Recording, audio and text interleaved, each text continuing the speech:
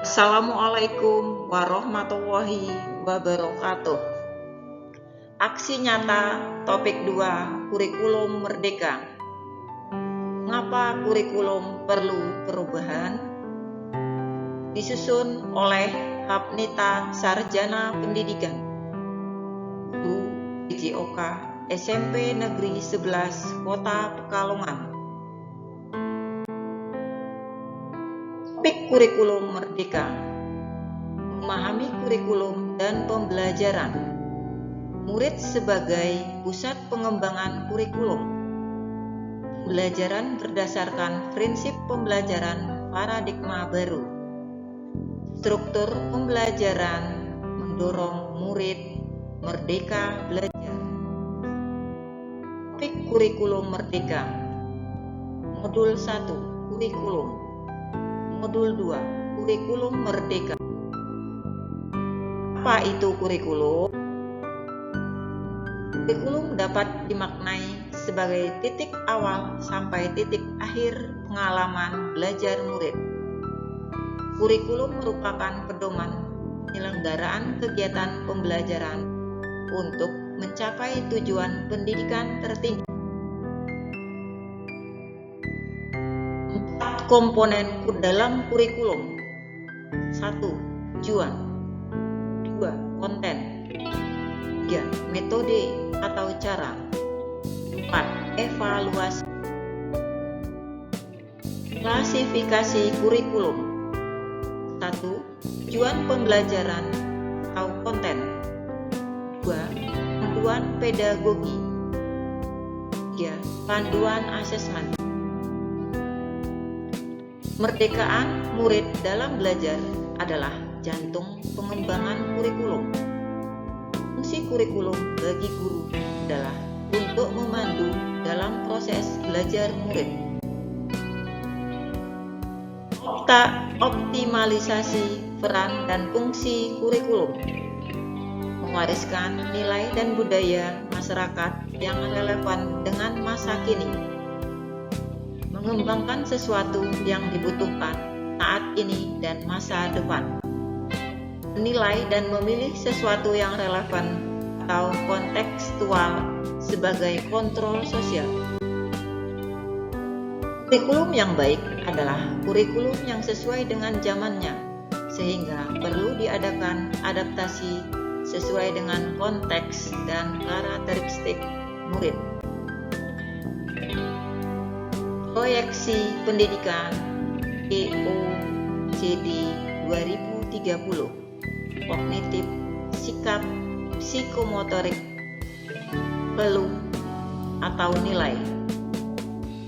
Bukan banyaknya materi atau konten, tetapi konten dan materi esensial dalam pembelajaran yang dilaksanakan secara maksimal.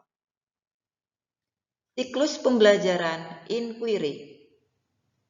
Menekankan pada rasa ingin tahu sebagai dorongan belajar. Selain itu, transformasi pembelajaran murid berfokus pada pengembangan karakter berdasarkan nilai-nilai Pancasila untuk mewujudkan profil pelajar Pancasila melalui pembelajaran berbasis proyek. Isu kekinian, perubahan iklim global, teknologi digital, industri multinasional. Menurut Satuan Pendidikan, menyiapkan kurikulum yang membantu murid menghadapi dunia yang penuh tantangan. Maksud pendidikan adalah menuntut segala kodrat yang ada pada anak-anak agar mereka dapat mencapai keselamatan dan kebahagiaan yang setinggi-tingginya, baik sebagai manusia maupun anggota masyarakat. Butuh seluruh desa untuk membesarkan seorang anak, yang menyaratkan perlu peran orang tua, masyarakat, dan sekolah dalam mewujudkan kurikulum yang berpihak pada murid sebagai 3 pilar pendidikan. Konteks satuan pendidikan yang beragam membuat banyak hal tidak mudah diimplementasikan dalam kelas. sehingga kurikulum yang ditetapkan secara nasional perlu diadaptasi ditingkatkan satuan pendidikan. Letak geografis, perbedaan lingkungan, dan ekosistem sekolah, faktor budaya, dan sosiologis secara perbedaan murid menjadi alasan mengapa kurikulum dari pemerintah pusat harus melalui adaptasi terlebih dahulu dan disesuaikan dengan kebutuhan murid di sekolah. Hal ini bisa diterjemahkan dengan KOSP, Kurikulum Operasi Satuan Pendidikan. Kerangka berdasarkan kurikulum. Tujuan pendidikan nasional. Profil pelajar Pancasila. Struktur kurikulum. Prinsip pembelajaran dan asesmen. Capaian pembelajaran. Kurikulum sifatnya dinamis. Kurikulum dapat mengikuti perubahan zaman dan kebutuhan satuan pendidikan. Setiap sekolah memiliki kewenangan untuk mengatur alur tujuan pembelajaran, model ajar, media ajar, sampai ke asesmennya.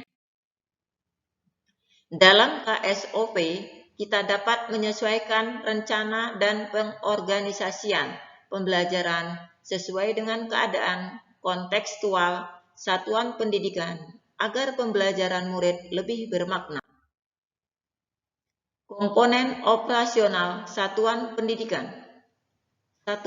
Karakteristik satuan pendidikan. 2. Visi, misi, dan tujuan. 3. Perencanaan pembelajaran mencakup APP, asesmen, modul ajar, media ajar, dan program prioritas satuan pendidikan. 4. Pengorganisasian pembelajaran mencakup muatan kurikulum, beban belajar, program intrakurikuler, ekstrakurikuler, dan penguatan profil pelajar Pancasila. 5. Sistem pendampingan, evaluasi, dan pengembangan profesional. 5 prinsip pengembangan KSOP. Berpusat pada murid, kontekstual, esensial, akuntabel, melibatkan berbagai pemangku kepentingan. 5 prinsip pembelajaran paradigma baru. 1. Mempertimbangkan kebutuhan capaian pembelajaran. 2. Membangun kapasitas belajar murid menjadi pembelajaran sepanjang hayat. 3. Mendukung perkembangan kognitif dan karakter murid. 4. Menyesuaikan konteks kehidupan murid. 5. Mengarah pada masa depan yang berkelanjutan.